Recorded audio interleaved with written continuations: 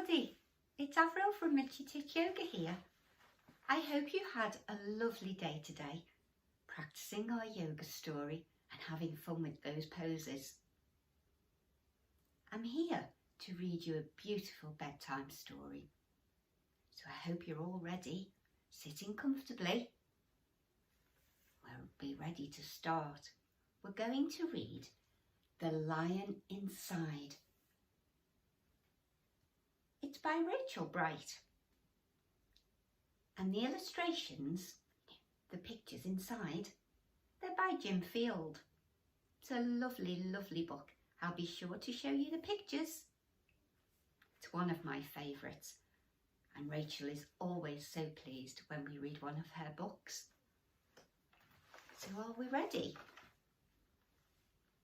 I've got Mitchy with me. He's ready to listen. Here we go then. The Lion Inside. In a dry, dusty place where the sun sparkled gold stood a mighty flat rock, all craggy and old.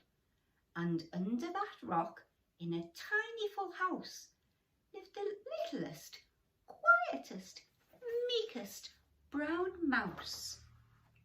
He was so very tiny, so incredibly small, that nobody ever noticed him, ever, at all.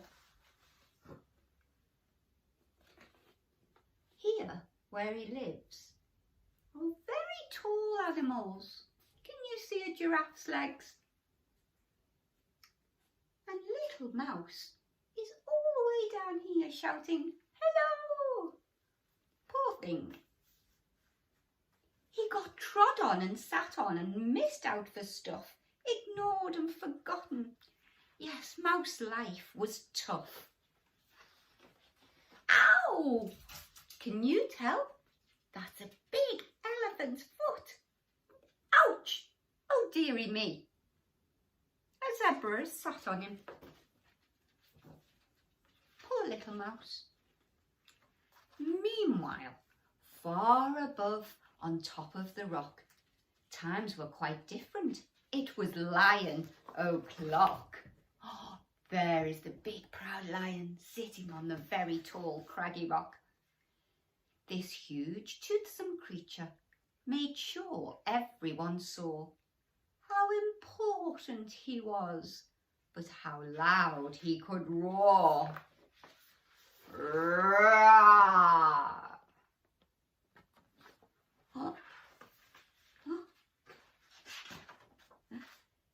He was head of the pack. He was shouty and tough. He loved showing the crowd he was made of strong stuff. Yes, all were impressed by this mighty King Cat. If only, thought Mouse, I could be more like that.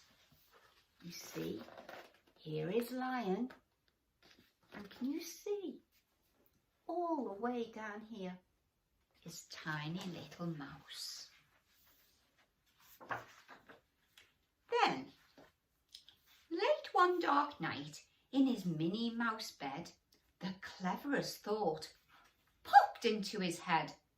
He jumped from the covers and held up a paw. "I've got it," he said. "What I need is a roar." I mean, what if this mouse with the weeniest squeak was a little more grrr and a little less meek? Well, he'd still be the smallest of fuzzy brown mice, but he'd make friends and join in, and life would be nice. Yes, thought the mouse, I must find out how. I will learn how to roar, and I will learn it now. But, oh my gosh, there was only one beast who could teach him this thing, but might make him a feast. It was time to be strong, take a chance after all. Forever was such a long time to be small. Look, he's looking out of his bedroom window, looking up to the moon. hoping he can be strong and brave. So he made himself brave and he thought like a winner. He set off for the top, hoping not to become dinner. He felt like the scariest thing he could do. But if you want things to change, you have to change you. The further he climbed, the closer he got to the slumbering lion, reclining on top. Then at last, as he stood on his tippity toes, he found himself suddenly nose to nose.